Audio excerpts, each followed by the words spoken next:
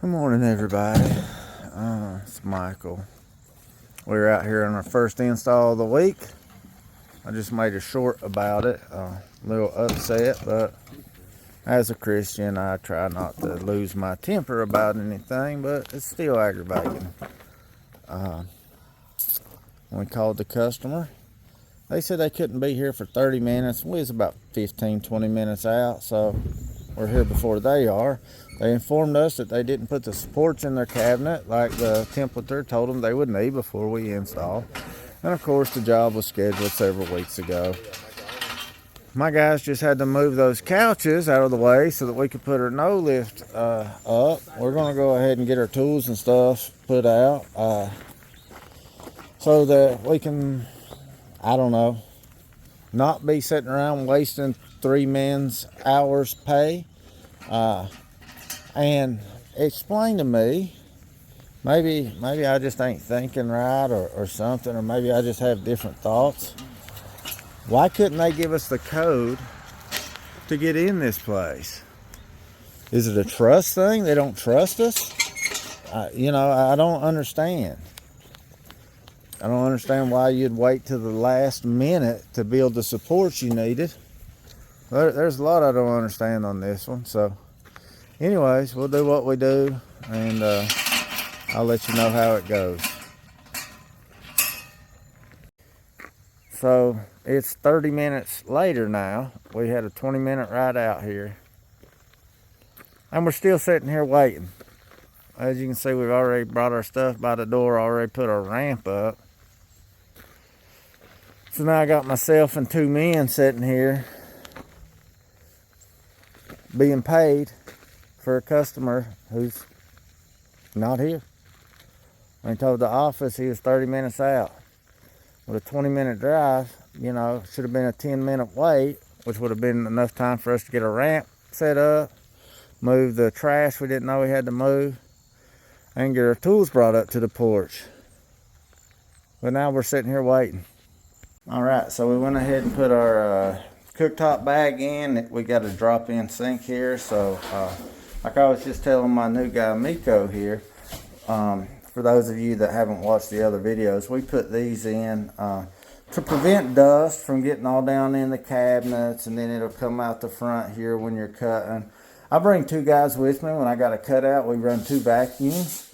That also helps eliminate a lot of the dust. Even though this home is under construction and there's dust and stuff in the floor, we don't want to add to that.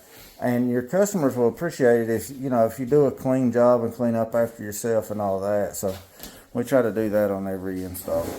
All right, guys, so the customer, he's a nice guy. He came in and he put those braces in back there. I held the level for him so we could get it leveled up. This is the level here. You see, I don't have any holes or dips in it or anything. We're good straight across, but if you look under here, let's see if I can get my phone to focus for you. I got a 3 shim back there, 2 there. So we got a lot. Got a couple up here, a couple up here. So very important we support it.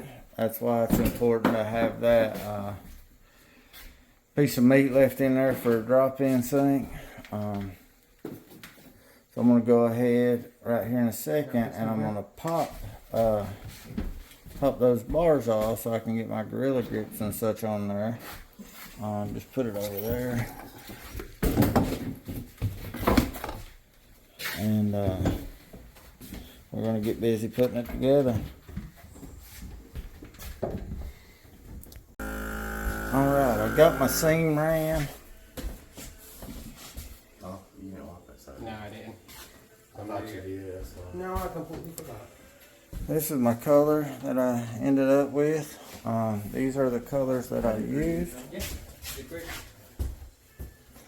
Gray, buff, brown, and white. Of course, you guys know, just a little bit at a time. And as you mix your colors, you'll get more used to, how much to put, what colors to use for which stone. I wasn't trying to leak it.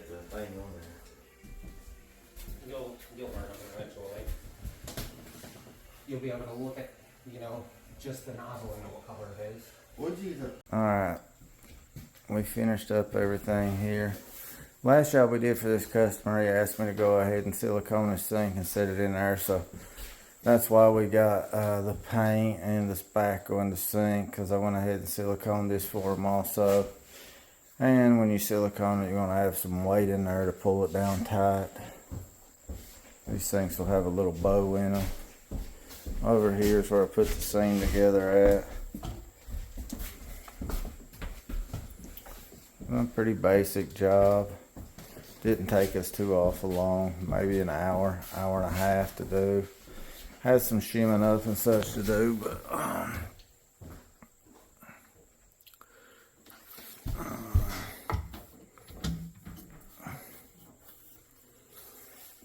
dishwasher bracket, all that stuff.